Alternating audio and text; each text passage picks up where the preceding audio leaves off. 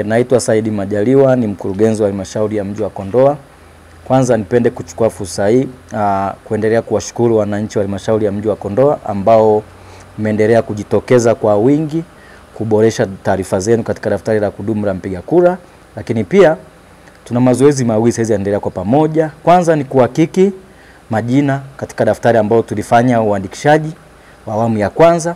Lakini pia tuna zoezi la uandikishaji awamu ya pili ambao limeanza tarehe 16 mwezi wa 5 na litakamilika tarehe 22 mwezi wa 5 mwaka 2025.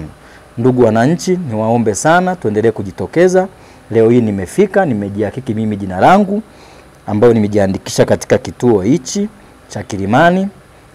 Lakini niwaombe tu, leo ni tarehe 19. Tumebakiza siku 3 peke yake kukamilisha zoezi hili. Niwaombe wananchi wa halmashauri ya mji wa Kondoa tujitokeze kwa wingi.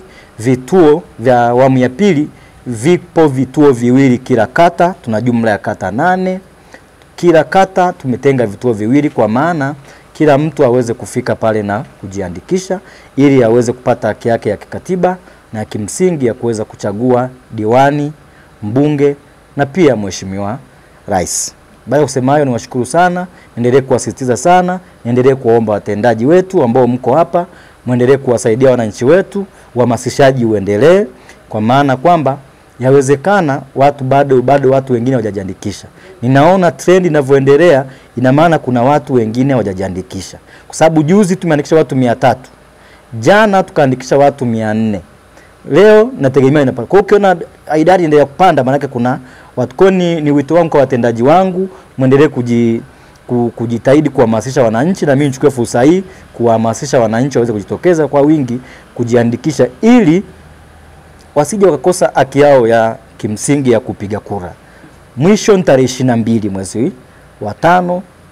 Kwa hiyo leo tuko tarehe 19, tumebakiza siku 3. Kesho tarehe 20, 21 na 22. Chonde wananchi wa halmashauri ya Kondoa tujitokeze kwa wingi, tuweze kujiandikisha ili tuweze kupata haki yetu ya kupiga kura. Baada kusema hayo, niwashukuru sana na mimi niwatakie kazi njema watendaji wenzangu. Kazi mnayofanya ni kubwa, ni kubwa sana. Wananchi wetu muendelee kuwasaidia kuona majina yao, kujihakiki, lakini pia mtusaidie katika maeneo mbalimbali kuendelea kuhamasisha wananchi waje kuboresha taarifa zao ili waje wapate haki ya kikatiba ya kuweza kupiga kura. Baada kusema niwashukuru sana, asanteni sana. Naitwa Naila Juma Isa. Natokea hapa Wisconsin.